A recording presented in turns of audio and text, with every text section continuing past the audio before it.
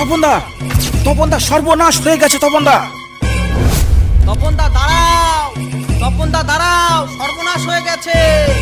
আমার পিছু পিছু কিছু দূর দৌড়ে এসে মাটিতে পড়ে গেল।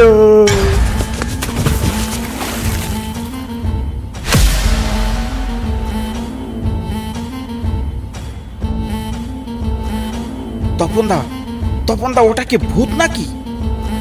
চুপ চুপ চুপ, কথা বলিস না।